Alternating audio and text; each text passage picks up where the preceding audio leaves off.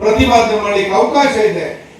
ಇದನ್ನ ಸ್ಥಾಪನೆ ಮಾಡುವಂತ ದಿನ ಅಂತಂದ್ರೆ ಮಾರಿ ಹಬ್ಬಕ್ಕೆ ಮರಿ ಕೂತೀವಿ, ಮಾದಪ್ಪನ ಬೆಟ್ಟಕ್ಕೆ ನಡ್ಕೊಂಡು ಹೋಗ್ತೀವಿ, ತಿರುಪತಿ ತಿಮ್ಮಪ್ಪನ ಕಾಣಿಕೆ ಕೊಡ್ತೀವಿ, ಧರ್ಮಸ್ಥಳ ಕೊಂಡಿಗೆ ಹೋಗ್ಬಿಟ್ಟು ಕಾಣಿಕೆ ಕೊಡ್ಬೋತೀವಿ.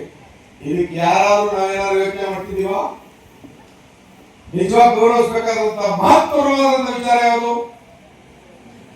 ಈ ಸಂವಿಧಾನ ದಿನ, ಸ್ವಾತಂತ್ರ್ಯ ದಿನವನ್ನು ನಾವು ಯಾವ ರೀತಿ ಹೆಮ್ಮೆಯಿಂದ ನಡೆಸ್ಕೋತೀವೋ ಅದಕ್ಕಿಂತ ಇಮ್ಮಡಿಯಾಗಿ ನಾವು ಸಂವಿಧಾನ ದಿನವನ್ನು, ಯಾಕೆ ಸ್ವತಂತ್ರ ಭಾರತ ಯಾವ ರೀತಿ ಇರಬೇಕು, ಹೇಗೆ ನಡಿಬೇಕು, ಹೇಗೆ ಭವಿಷ್ಯತ್ತಿನಲ್ಲಿ ನಾವು ಮುಂಚೂಣಿನಲ್ಲಿ ಭಾರತೀಯರಾಗಿ ನಿಲ್ಲಬೇಕು ಅನ್ನೋದಕ್ಕೆ ನಿಜವಾದಂತ ಗ್ರಂಥನೇ ನಮ್ಮ ಸಂವಿಧಾನ.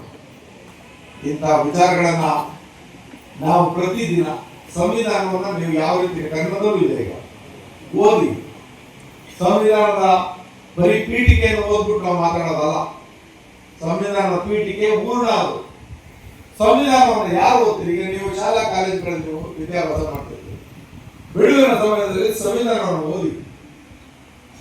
ಪ್ರತಿಯೊಬ್ಬ ಪ್ರಜೆಯ ಹಕ್ಕೇನಿದೆ ಅನ್ನೋದ್ರಿಂದ ಹಿಡಿದು ಪ್ರತಿಯೊಂದು ವಿಷಯವನ್ನು ಆಡುಮುಟ್ಟದ ಸೊಪ್ಪಿಲ್ಲ ಬಾಬಾ ಸಾಹೇಬರು ಈ ಸಂವಿಧಾನದಲ್ಲಿ ಬರೆಯದ ವಿಚಾರವೇ ಇದು ಇವತ್ತಿನ ಕಾರ್ಯ.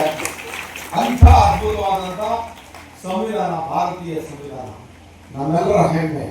ಈ ಭಾರತದ ಧರ್ಮ ಗ್ರಂಥ ಏನಾದ್ರೂ ಇದ್ರೆ ಅದು ನಮ್ಮ ಸಂವಿಧಾನ ಅನ್ನೋದನ್ನ ನಾವೆಲ್ಲರೂ ಹೆಮ್ಮೆಯಿಂದ ಮಾತಾಡಬೇಕಾಗ್ತದೆ. ಈ ವಿಚಾರದಲ್ಲಿ ಆ ಸಂವಿಧಾನದ ಮೂಲ ಆಶಯದ ಜೊತೆಯಲ್ಲಿ ನಮ್ಮ ಬದುಕನ್ನು ರೂಪಿಸಿಕೊಂಡು ಭವಿಷ್ಯತ್ತಿನಲ್ಲಿ ಸಮಾಜ ನಿರ್ಮಾಣ ಮಾಡುವಂತ ಜವಾಬ್ದಾರಿ. ಈ ನಾಗರಿಕ ಬದುಕು ಯಾವತ್ತೂ ಕೂಡ ತಾರತಮ್ಯದಿಂದ ಹೊರತಾಗಿ ವಿಭಿನ್ನತೆಯಲ್ಲಿ ನಾವೆಲ್ಲರೂ ಏಕತೆಯನ್ನ ಕಾಣ್ತಕ್ಕಂಥ ಜಗತ್ತನ್ನ ನಾವು ಭಾರತದಲ್ಲಿ ಕಾಣಬೇಕು ಅನ್ನೋಂತ ಒಂದು ವಿಚಾರವನ್ನು ತಮಗೆ ತಿಳಿಸಿ ಹಲವಾರು ವಿಚಾರವನ್ನು ವ್ಯಾಖ್ಯಾನ ಮಾಡುವಂತ ಶಕ್ತಿ ಇದ್ರು ಸಮಯದ ಅಭಾವದಿಂದ ನನ್ನ ಮಾತಿಗೆ ವಿರಾಮವನ್ನು ಹೇಳಿ ನಮಗೆಲ್ಲರಿಗೂ ಒತ್ತಿ ವೇದಿಕೆಯಲ್ಲಿರುವವರೆಲ್ಲರಿಗೂ ನನ್ನ ಒಂದು ವಿಷಯವನ್ನು ಮುಂದೆ ಅರವಕೊಂಡು ನಮ್ಮೆಲ್ಲರಿಗೂ ಒತ್ತಿ ನನ್ನ ನಾಲ್ಕು ಮಾತನ್ನು